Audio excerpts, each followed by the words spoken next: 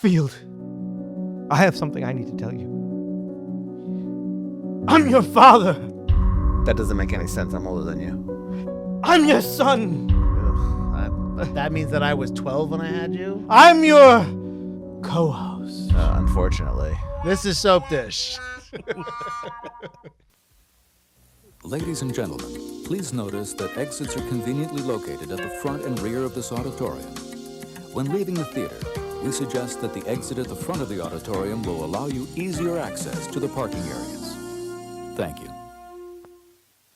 Hi, I'm Mike Field. I'm Mike Butler. And welcome to Forgotten Cinema. Each episode, we highlight a film that, for a variety of reasons, was forgotten by audiences. Whether it be a more popular film was released at the same time, or the movie simply didn't catch on with an audience in its initial run. We discuss what we love about the movie, or perhaps don't love about it, or don't like about it, or don't love it. I don't know. Either way. It's going off the rails. But we always recommend you revisit it. You never know. You might find your own forgotten gem, as Mike likes to say.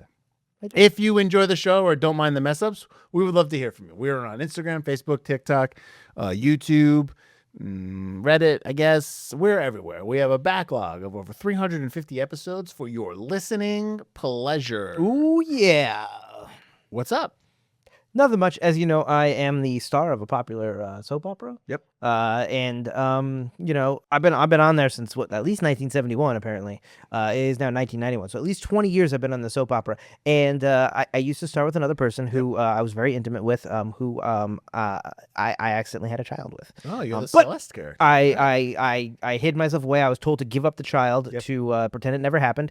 Signed a contract to say that. Signed a contract, which we never really get into. But then my significant other, I also betrayed them, got them fired off the show because I was just too upset about the whole situation. I told my daughter that I was their I guess their aunt. I'm going to go full on. I'm going full on. So I was their aunt. I gave them to my grandmother. Yep. And your mother, her grandmother. My mother, her grandmother. Yep. I told them that her parents actually had died, and I was just taking care of her from afar. And I was doing my thing. I'm the number one star of a soap opera. I'm just great. I'm great. But everything's kind of going downhill from me. And there are people who is conspiring against me at my soap opera. Yep. But it turns out all they're going to do is bring me, my daughter, and my estranged her estranged father, my estranged lover, together, and we're going to be a very dysfunctional, but I guess kind of happy family. The movie is chaotic in that, but it's it's less when you watch it chaotic as Butler time, just made it seem. But it's pretty chaotic. Yeah, it is, but that's fine. It's a soap opera. We'll get into it, but that's right. We are doing Soapdish.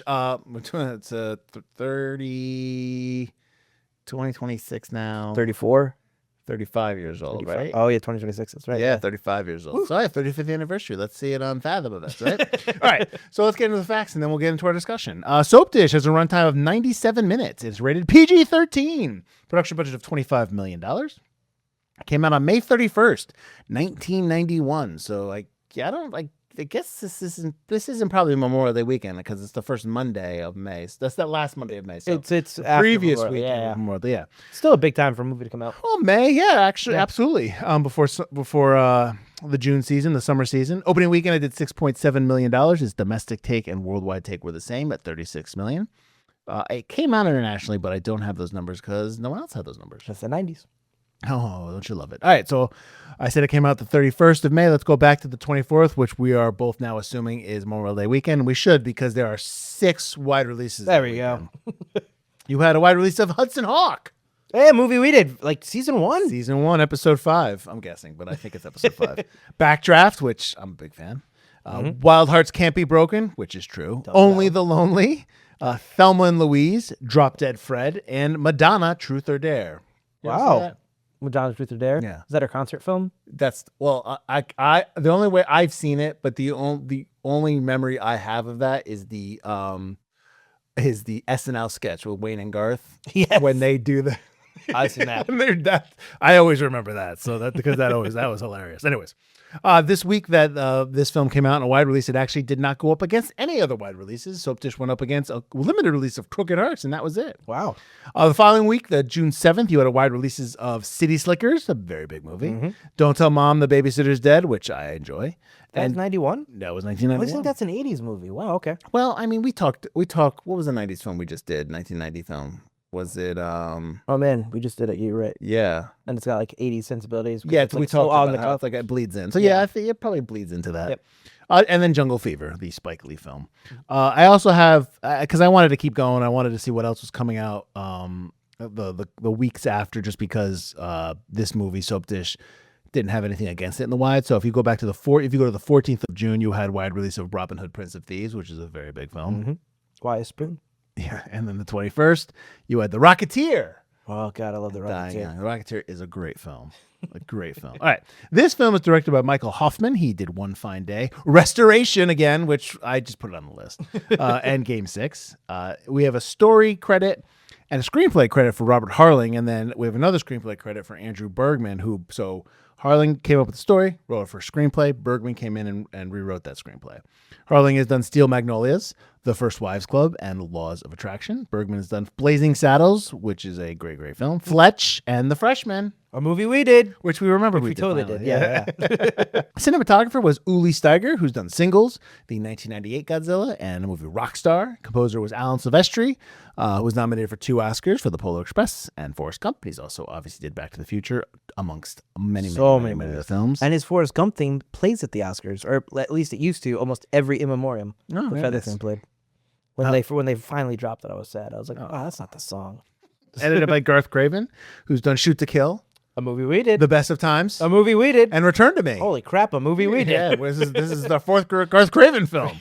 This film it has a big cast, but not really. It's kind of, it does, but there's a lot of people that don't have huge Bits roles. and pieces. Yeah. Sally Field is our lead, who Mike took on as Celeste Talbert. She's nominated for an Oscar for Lincoln. She's also won 2 Oscars, one for Places in the Heart and the other Norma Ray. She obviously also is in Steel Magnolias, which is obviously where we could talk a little bit about that later on, but the genesis of this film came from conversations during making that movie. Elizabeth Shue as Laurie Craven, who is the daughter of Celeste, who we find out through the movie, like Mike was saying. She has won an Oscar for Leaving Las Vegas. Nominated for an Oscar for Leaving Las Vegas. She's also in Adventures in Babysitting, the TV show The Boys, and Palmetto. A movie we did. There you go. Also, a very long time ago. Yes, I like Palmetto wasn't an audience choice one, but that was around the single digits, I think, this season. Yeah. Yeah. Oh, was it? No, it wasn't. But yeah, it was single digits. Kevin Kline as Jeffrey Anderson, Celeste's love interest, as Mike said before, the man that came back. He won an Oscar for A Fish Called Wanda. He's also in Dave and The Big Chill. A movie we did. That's right. He also was in. Oh, I Love You to Death. I love it. Yeah. I took a go. I like that commercial. And he's Mr. Fish Odor in Bob's Burgers. Which every time I bring that up, Elisa's like, "Oh, that's right. I always forget." And then I mention it again. She goes, "Oh, that's right. I always forget." Robert Downey Jr. as David Barnes, the executive of the show. His career went nowhere after this. I know, right? He only won an Oscar for Oppenheimer and was nominated for Tropic Thunder and Chaplin. Oh yeah, by the way, he's also Iron Man. And Doctor Doom. Yes. By the time this is coming out in November next year now. I'm down on that. That's a December film, isn't it? It is. Yeah. I don't have high hopes for that. I didn't until I saw the Cyclops trailer, and I was like, "That's kind of cool, though. That's kind of cool, though." Yeah, but it's not an X-Men movie. I'm sure it's like 5 seconds of the Yeah. film. Kathy Moriarty as Montana Moorhead. She was nominated for an Oscar for Raging Bull. She's also in Copland. A movie we did. But I will forever know her as from Casper. Yeah. That's the only movie I ever remember her in. Yeah, me too. Actually, Yeah. because I love Raging Bull, but I completely forget that that's her in Raging Bull because I went on her IMDb. I was like, I know she's in more stuff than just Casper. Oh, she's in a ton of stuff. And then I forgot Copland, and then I was like, all her pictures are Raging Bull, and I go, holy crap, that's right, she's in Raging Bull. Yeah. Whoopi Goldberg as Rose Schwartz, the head writer, the one who writes for Celeste all the time. She's Guinan. all right. Nominated for an Oscar for The Color Purple. She also won one for Ghost, and she's in the Sister Act series as well as Star Trek Next Generation. Terry Hatcher is Ariel Maloney. The TV shows Lois and Clark and Desperate Housewives. And then you have Paul Johansson as Bolt, the beefcake guy that Celeste is married to in the show. He's in One Tree Hill. Kathy Najimy as the makeup person for Tawny. She's in Hocus Pocus series. Carrie Fisher's in there for a hot second. This is probably, I think this movie was like when Carrie Fisher wasn't really around. I wasn't doing. I think when she was doing script doctoring. Yeah. Burbs was 89.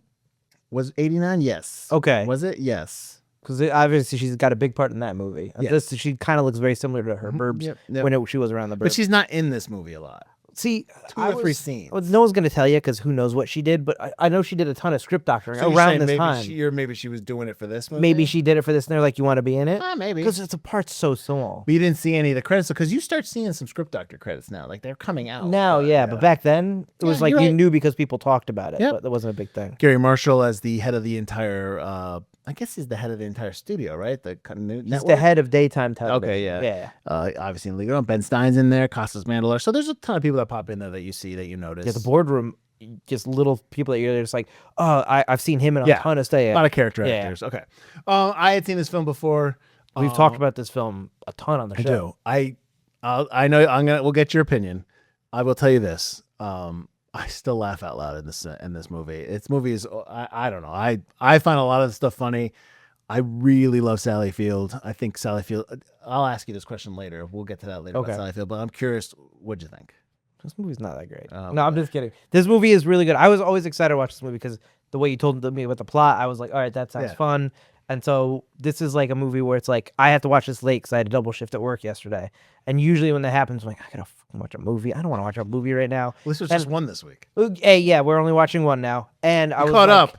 I was excited because I was like, Field's been talking about this movie for a long time. I was telling Elise about it. I was like, I really want to watch this movie. I'm actually really excited about it. So I put it on, and it's really good. It's got laugh out loud moments, but it's a movie that I was watching going like, oh man, this must have been so fun to film. Yeah. And just acting. I love Kevin Kline in this movie. Elizabeth Shue's really good, but like you said, Sally Field is just great. I think, and we'll get it. Like we'll get into the My character, question. My but- question was I was going to ask yeah. you was, do you think she's underrated? Do you think people Oh, underrate I her? absolutely think she's underrated. Yeah. I think part of it is I think Sally Field always looks older than she is. Like in this, Really? she was 44 when she filmed this, but she kind of looks like she's in her 50s. Not that she's not attractive, but I just yeah, think I she kind of looks a guess. little older. And I think that she's kind of pigeonholed in mom roles. But Well, I think she's great. I think she is very underrated, and I don't understand why she hasn't always been in more stuff. well, she is in everything she's in. I think she's really good at. She She's could be really funny. pickier for her roles. Maybe it says she's also picky. Well, no, I mean, but she her role here, like when she starts going crazy and she starts screaming, like I can't stop laughing because she's. Oh, Just, it's really good. yeah. When she's on the roof and she's stuck on the roof, and when she's like, you can't. When she goes crazy and she's like, 'cause it's your dad! And she's like up in the sky, everyone's holding her up. Yeah. It's really good. I believe, and the thing I really like about Celeste is so often you watch these things where the star is there and they're just stuck up and pompous, and she is that. All three of them, Elizabeth Shue's character, Kevin Kline's character, they're all pompous. They're all very They're sure of actors. themselves. They're Oh, very sorry. like Elizabeth Shue becomes an actor, like a really like high on themselves actor, and it's a testament to I think both the writing and Sally Field that she is still really likable and relatable, and like you still want her to kind of succeed in the film. Right. You don't want to see her get taken down by Robert Downey Jr. and the board and Montana Moore and everybody. You don't want to see that, and you're happy when all these little setups are actually going wrong for her. And even in her moments where she has those, like she like dresses down the I used the wrong kind of terminology. Didn't mean a pun, but the costume maker at the beginning, like, what are you doing? Put me. Oh, but then Tawny, she's like, yeah. I'm so sorry. I don't know your name. And then she's just like, and then they're kind of like buddy after Right. that. They're always hanging out in the room. Whoopi Goldberg and her have a great relationship, even though and she's writing for her and Yeah. she's rooting for her. I think that's one of my favorite parts about this movie is the relationship she has with the other characters and the relationship she has with the audience in not having you hate her when it would be so easy in other movies to do that. She makes Sally Field makes everything in this film, but also in everything she is just like it's like really easy. Like it's like we talk about like a lot of times when we watch actors and actresses and they're performing and they're at the top of their game and they're that when it's so effortless, like Gene Hackman. Like when you watch Sally Field, it's just so effortless. And Kevin Kline to an extent, like Kevin Kline is the same way, but like I think he's best in this type of role when and he can do the drama and he can do the seriousness. Oh, sure, yeah. He is like when he's just funny. He's just a funny dude. He's the perfect ham. Yeah. Like, and he hams it up all the time, just like he did in I keep forgetting the movie. Oh, I Love You to Death. No, I Love You to Death. Like he's such a good hammy kind of character. All I needed was a good crap. Crap. When he's talking about the hands, and it's like, Yeah. sounds like a line. Oh, was it? Like it's really good.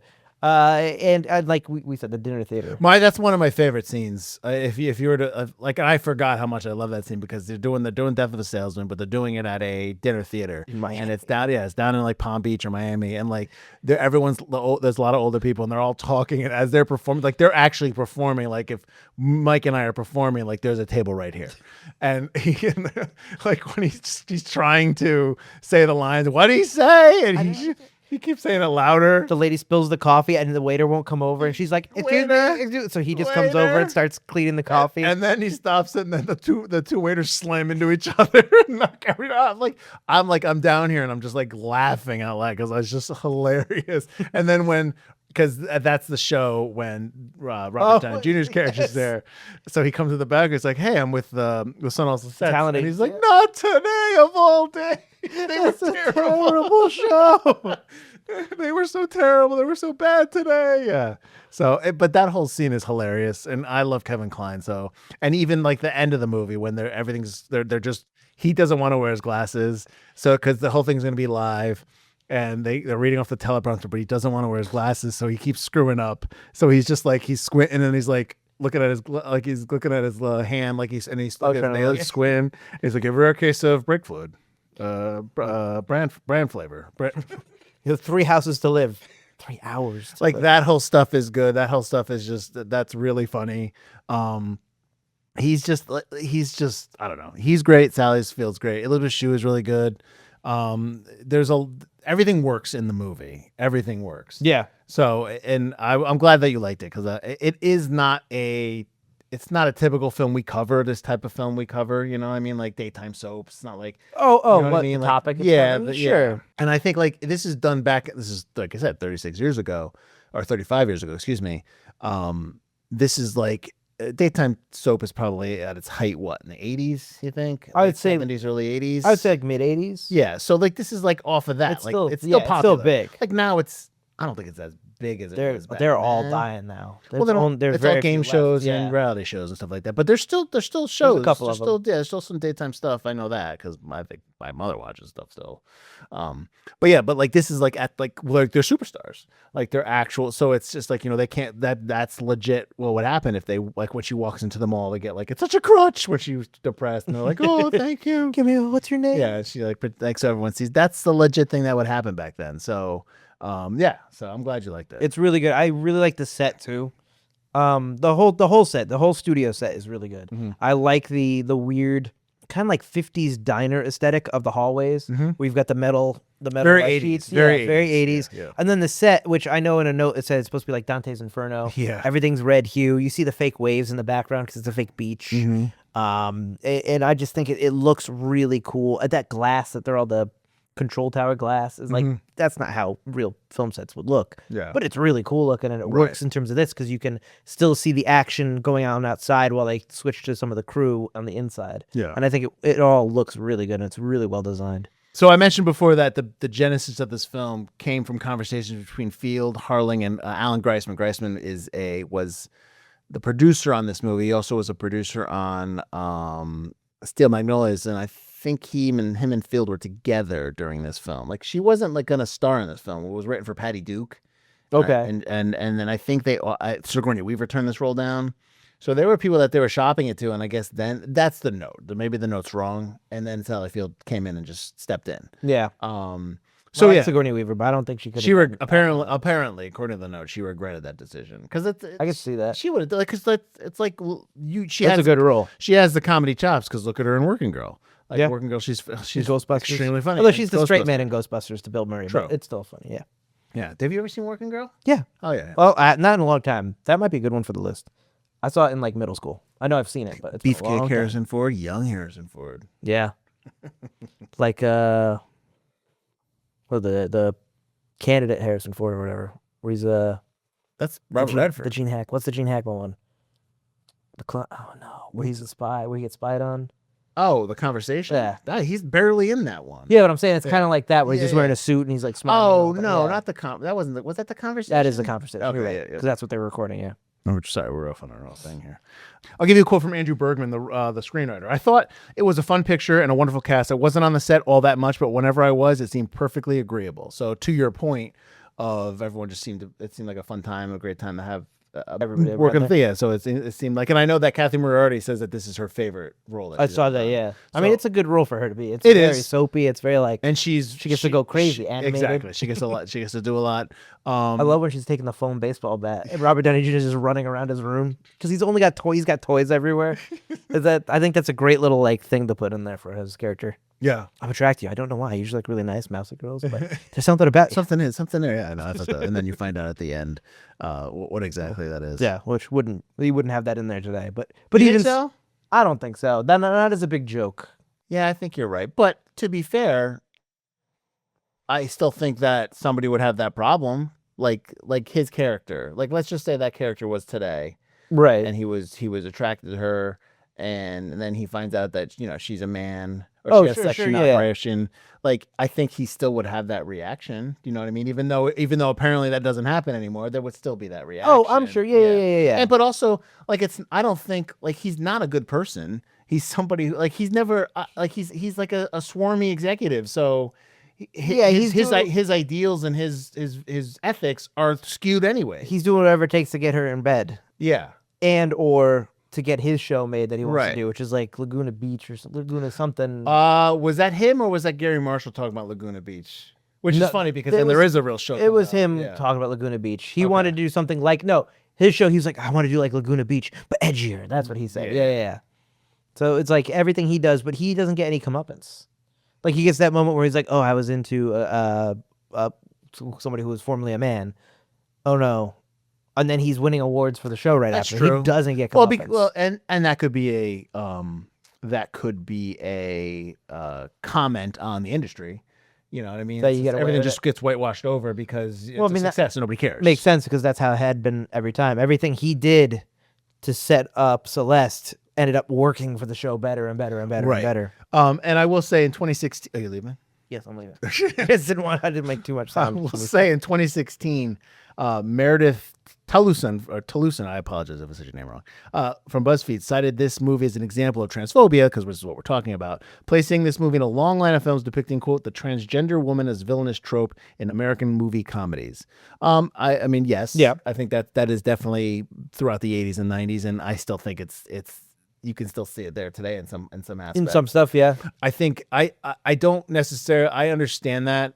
I think the way it has to all be the way it's presented. Are you presenting a character that is transphobic in the story and that the other characters are looked down on, like that kind of thing? I think in that regard, Sure. that I don't know. In this, no, but I think in terms of like maybe newer stuff, you know what I mean? Because I still think those reactions are still there. I think I mean, the reactions would still be there, but I think it's the fact that it's played as a comedy bit. Yeah, and sure. And that again, it's the trans person as a villain, Right. Just that stereotype, because that happened a lot. Like a couple years later, Ace Ventura would have that, Yes. and that's the big part in Ace Ventura. It's just like- I guess we're yeah, not comic supposed to laugh at that scene anymore, right? When he's like scrubbing Mr. himself. Well, scrubbing himself. I like Mr. Weenwinkle. It was always my favorite thing. I know. But it's a different time, it's a different era. But yeah, you look back on it, it's like but things change. Like that same thing with homosexuals before that, and Sure. and people of different colors before that. Sure. In this film, when they're in the writing room, when they're in the writers' room, and they were like, "We need more colored people or colored yeah, guys." yeah. She's like, "Colored guys, like colored people." Like when Whoopi Goldberg says that. Yeah. I thought that was funny because it's a room because all the writing All room white guys. is all older white guys. It's like Ben Stein's in that scene, and then her, and then Rose Schwartz because Whoopi She's the Goldberg's head writer. she only writes for Celeste. Oh, that's right. She doesn't write the show on her Yeah, own, so but she's Celeste's personal writer. So like, I don't think she's not the head, but she's like, but everything she has to writes go through her yeah, 'cause she's exactly, the main for Celeste's main Celeste. character, yeah. That's why they're trying to hide her when they change Celeste's script lines, dialogue, because even Robert Downey Jr.'s character is writing lines for her. Yeah, even if it's not supposed to. Came from up top. Mike, something I didn't know, which maybe I did know, but I forgot. I didn't know Kevin Kline was supposed to be in Hook. I think I had known that a long time ago, but also forgot. I'm glad he got this one. Well, because of reshoots for this film, he could not be in Hook. That's where Robin Williams took that role. Would you have? I mean, I love Hook, and Robin Williams is one of the reasons I love Hook. but do you think Kevin Kline would have done a good job? Yeah, maybe actually thinking about it, like Robin Williams is fantastic, in that film, but he doesn't really go like super Robin Williams. Mm-hmm. So to a point where someone else couldn't also do something similar with the role. Yeah. So I would have been interested to see what he Yeah. would have done with the role. Yeah. We talk about sometimes where you watch an actor or an actress in a role and you're like, that's their role. No one could do that better than Yeah. that. But Which in most Robin Williams but things I is don't the believe case. that for the Hook. I don't believe Yeah. that for Hook. I think Kevin Kline would have done a really good job. I think he could have done it. Yeah. Yeah. Did you catch the voice of Adam on the answering machine? Did you see who that is? It's Kevin Spacey. I did not know. I saw the note and I did not know. Yeah, I was gonna go back and listen, but I was like, all right. But that was what's funny thing is like that was the moment I knew I was really gonna like the film. When she gets out and she's the bleach in the plant. Make sure you water my plants. And she's pouring bleach. They're all steaming. And she's just in each one. I was like, oh, that's Let's go awesome. back to his wife in Pittsburgh. I went out with someone from Pittsburgh. I'll give you some reviews I'll here, put- Mike. I also liked. You gonna eat those? Why'd you order them? Cover them up. Oh, the The crawfish, prawns are all looking at her prawns. I'm looking at her butts. Yeah. Rita Kempley from the Washington Post, quote, "Pure joy and lemon fresh spoof of daytime drama that does the dishing and may even soften your hands. An uproarious look behind the scenes of a fictional soap opera. It soaks the conventions of the genre and unfailing zest to leave a shine so bright you can see your face in it. Art mirroring life and all that." I mean, honestly, can you not with the puns? But all right. I don't like that one at all. I mean, I don't necessarily disagree with it, but I don't like it. I'll give you a bad one. One that didn't like the film. Is it Ebert? It's not. It's your friend Owen Gleiberman or Gleiberman. I don't know. Gleiberman? I don't know if I haven't kept track if I always. You don't. Quote, "Makes the tackiness of soap operas seem far more desperate than funny." Aw, He's down. Screw you, Glebes. He's down on Come it. on, Glebes. Would you like this as a stage play? Yes. Yeah, there was going to be a stage play. It was workshopped in 2010. Had a stage reading featuring Kristen Chenoweth, John Stamos, and Jane Krakowski Oh, that would have in been good. 2012. And then they were going to, and then in 2020 they were going to talk about it. They were talking about a musical. There was a musical at the Turbine Theatre in London it was like a workshop production. So like. There's been talk of this like happening again in 2022. They announced that it was going to be a television series with I was going to say I could also see it being a with television. Whoopi Goldberg coming back to reprise her role, which I don't know about that, but it was going to be done with Jenny Snyder-Urman, who's done Jane the Virgin and the new Matlock that's out there. So she was going to be a co-writer. So I would like to see this come back. I just don't know if there is if it's relative or if people can relate. Or if it's relatable, excuse me, I got to the word. If it's relatable to modern day audiences, because is daytime drama really popular? I think if you did a stage play, you could just do it like it took place in the 90s. And just do it. Sure. I think if you do the show, that would have to be a conversation that's part of the show. Right. Which you need more than just that one through line in the show to begin with. But you put that in there where, what is it? After the Sunset? Or The Sun Also Sets. The Sun Also Sets is one of the two remaining daytime TV shows. We only compete with Laguna Beach. Oh, right. And so that's the whole point of the show. I know you talk about how they're gonna like lose to some YouTube kitchen show or some crap like that. And it also does lose its like the effectiveness of the ending where they're watching it and because their real life is spilling out into the soap world and you have the director going like, oh, this is drama, like, but that loses its luster now because we have reality TV. And we have a whole industry that's based upon real life. Granted, it's fictional real life, but it's real life issues now. So we're seeing real people with their real problems. Like, so something like this really doesn't. I still think people are obsessed with celebrity. Sure. And people are so obsessed with celebrities when they fail or do something, taboo or unspoken of and stuff like that. So I still think it would have an effect. Yes, you have reality TV and then you have this, and maybe that could be one of the things is maybe the daughter's now like, oh, we could do a reality, maybe somebody offers them a reality TV show instead of the soap. Right. You can all these, listen, I don't know who owns Soapdish right now, but call me. I can. But here's the other thing. I don't think that there's an actor or actress that can rival Sally Field and Kevin Kline. Not that I'm being an old stodgy, get off my lawn type of person. Sounds like her. But you give me a modern day Sally Field, give me the modern day Kevin Kline. I mean, they have to be people in their 40s or 50s that can do they can portray that. So you'd have to look at an actor who's like probably like an actor who's like really big, and now he or she is like not as big as now. I'm sure there are. I'm sure you can find John Stamos. Not a bad choice. I mean, he might be too old for the role now. He might be, by a little bit, yeah. But I'm sure you can find somebody.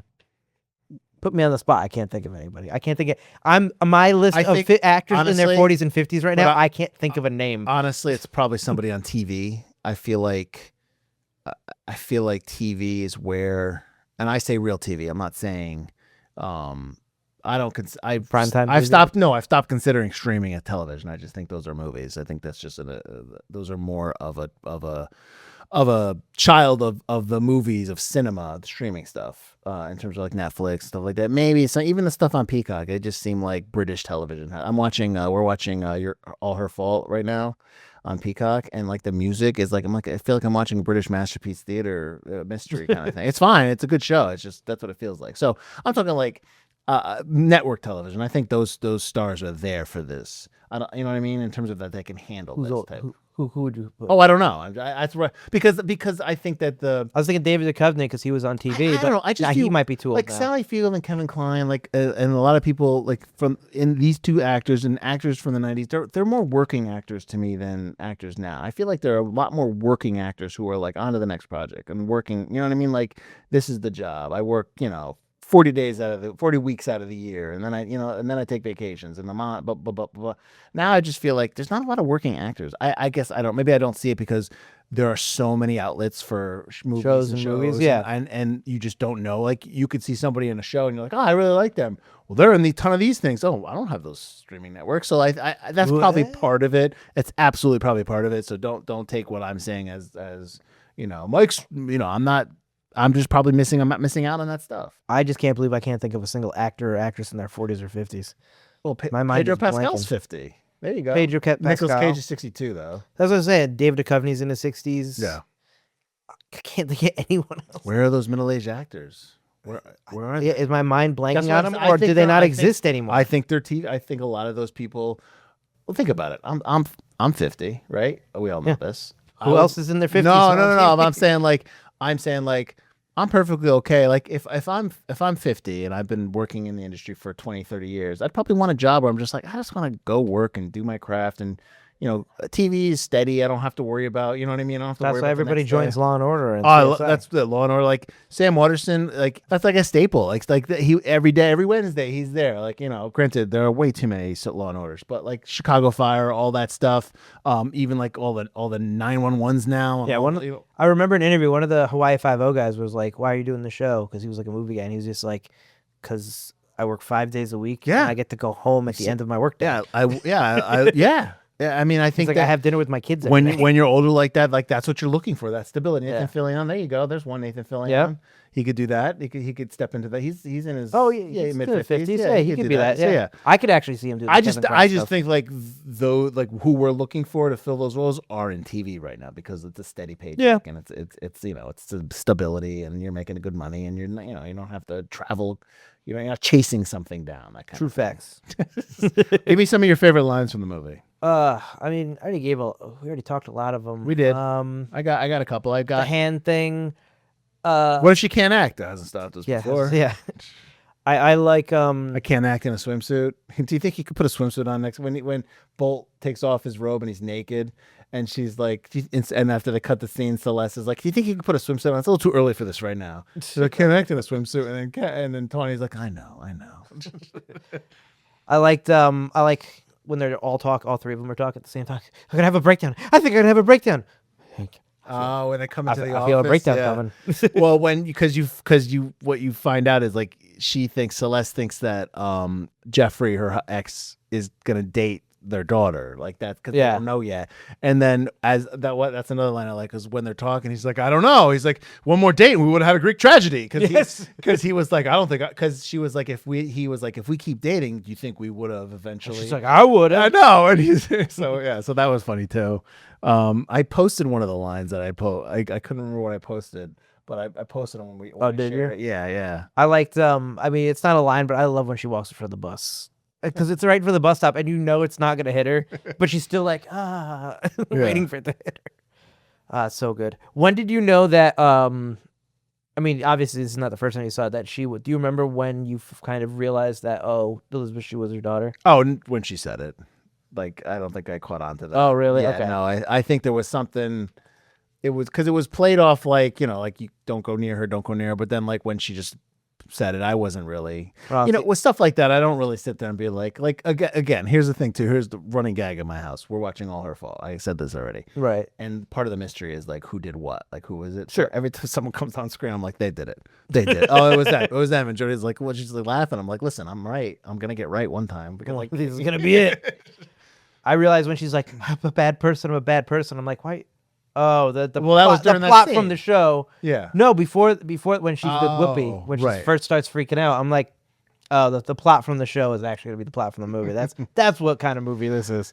They do rush in the end. They do kind of. I do get confused on the timing or the time the time that we span here, because the Lori becomes a star. She Yes. gets a picture up on the wall, and I'm just like, how long has this been going on? I had the same kind of thought when I was watching. And I was like, I don't soaps understand are that. typically shot like 6 weeks. You talk about us having a buffer. They have like a 4 to 6 week buffer. Oh yeah. So a lot of the stuff they're shooting now won't be on TV until like a month or so from now. So they're operating under where they shoot something and it's out. So like and they're 5 days, 4 or 5 days a week. So it's 5 weeks. Yeah. So like so they had obviously they do the live at the end, which is funny, which is good. That works. But like for them to do the live, that means that they've already shot it. Like it's when you know about soap operas and how they're done, them shooting that live episode would have been for episodes that are out, but they would have already shot episodes.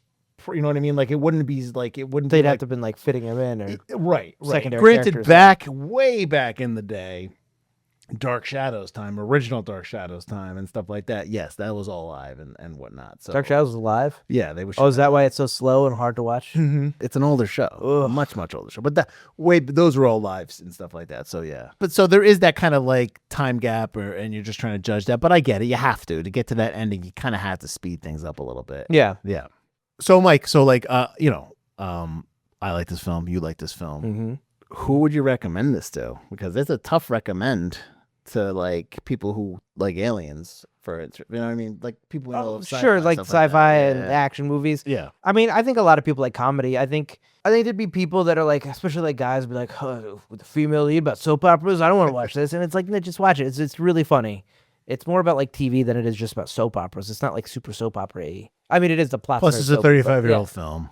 I'd say I think until you make the remake where the topic is how irrelevant they are now, it would have to be somebody my age or older. Anyone in their early 30s and younger aren't gonna have that same kind of like knowledge of what a soap opera is. They're just gonna be like, I don't get it. I don't know on what reality this is. TV. Yeah. Yeah. So I think it would have to be someone 35 or I older. think you would have to set it in a reality TV show. I think you would. Oh, have I to don't do think that. you have to. I think you could make it a soap opera. You just have to make it a dying thing. And I think that's just one of the themes. If it was a reality TV like cast, I wouldn't. You would be like, it's the funniest thing I've ever seen. And I still wouldn't watch it. Well, it would be like a reality TV show that is phony in terms of like the fictional narratives that they're that they're doing, that they're kind of presenting. So you know what I mean? Like you would probably have like one of the lead characters is gay and doesn't want to like that kind of stuff. You would do a lot of stuff like that. Yeah. I'm telling you that there's You're telling me what it's gonna there's be. no modern day basis. The modern day equivalent of soap opera is reality television. So there's no way that they're going to do one based on a soap opera in modern time. Now, if they said it back in the 80s, okay, maybe. I just don't think it's going to be hit as much. I don't know. We'll have to see when they hire me to write it. But I think 35 and up. If you haven't watched it before, I think you should watch it. I think Sally Field's really good. Kevin Kline's really good. Elizabeth Shue's really good. Robert Downey Jr. is really good. Everybody's really good. Go watch it for Whoopi. I don't know. It's a really good movie. I'm surprised it's not streaming anywhere. Because it's a really easy, quick watch. Yeah, because it's 90s. And It'll be on Stars in a couple weeks after our episode comes I can't wait to read the Screen Rant article about this in the next week or two. We know you're watching. But yeah, I think I would recommend that anybody our age, I think, would be the perfect. I think if you haven't watched it, you watch it. If you've only watched it in 1991, watch it again. It still holds up. It's still really funny. So why is it forgotten? Because it was made in 1991. That's it. It's the only reason. The 90s kills movies, as we've seen. If it's not a huge 90s movie, for some reason it's out of the zeitgeist pretty quick. Harder to find, not streaming. Sally Field is an older actress. Kevin Kline is an older actor. Elizabeth Shue's not really that big anymore. She was kind of only. You watched kinda The big in Boys 90s. first season, you know. Yeah, you'll know her. Be like, oh, it's the lady from The Boys. Homelander's milk sacks. Oh, Yeah, boy. basically. But I think that's all people know her from, like, modern audiences, who, like I said, aren't Should gonna know her watch this from movie Adventures anyway. of Babysitting. Yeah. I think that hurts the film, the age of the actors, the age of the film itself, and the fact that it's soap opera. And I think, a lot of people might be turned off by the soap opera aspect because even back then, although soap operas were crazy popular, they also had a stigma to them. Like, soap operas. Do you like soap operas? So even if you do a comedy about making fun of soap operas, you're still going to have that stigma if you're watching a movie about it. Yeah, no, I think along those lines, I also think that Sally Field's underrated. I think she's not looked upon as other actors and actresses are from the 70s and 80s. And she is like, she came up as the Flying Nun, obviously, or Gidget, or the Flying Nun, and she was young when she first started, so I think she had to almost like she had to keep proving herself with roles as she moved forward. She Norma Ray, she was she Smokey and the Bandit. She obviously dated Burt Reynolds for a while. He was up for this role. He was, and he turned it down because Lonnie Anderson made him turn it down because they were married at the time, and she said to him that if you do this role alongside Sally Field, it's going to humiliate me because you. They said, like, the note said, like, because you had an affair with Sally Field. They were together for 4 years. I had the same question. I was like, was it like a later affair? No, I knew they were. No, they were together for 3 or 4 years. So she just didn't want him to do it, which is why he didn't do it. But like, Sally Field's been in a ton of films that you don't realize. And she's consistent. Like, she's great in Lincoln. Obviously, that's why she got nominated. And obviously, I would definitely recommend you check out Norma Ray. Definitely check out Steel Magnolia. She's really good in that. But I just think, like, for some unknown reason, people just, maybe modern audiences, just sleep on Sally Field. They don't really kind of. Shame on you. Yeah. So we're big fans. And we're big fans of this film. Tell them where they can find us. You can find us at ForgottenCinemaPodcast.com or wherever you get your podcast. You're watching, listening to us right now. Rate, comment, subscribe. All that stuff really helps the podcast or the show. What's your favorite Sally Field movie? Let us know. And if you like Forgotten Cinema, we have now showings. We have lead-ups. We have a Patreon exclusive series called Lookbacks you should check out. We have a Patreon. We have a merch store. We've got all that good stuff. Support the show. Watch all that kind of stuff. And that's what I got. And join us next week as we're going to be doing our audience choice winner. With 55% of the vote, we are doing Gravity with Sandra Bullock. Lost in Space. George Clooney there for a hot second before, and then he's not there. So A terrible way to go. it is. It's not great. I would not want that. So that's next week, Gravity. Thank you for everyone that voted. We're hopefully you'll listen and you'll watch and you share and all that good stuff. So thanks for watching. Thanks for listening. I'm Mike Field. I'm Mike Butler. And this has been Forgotten Cinema.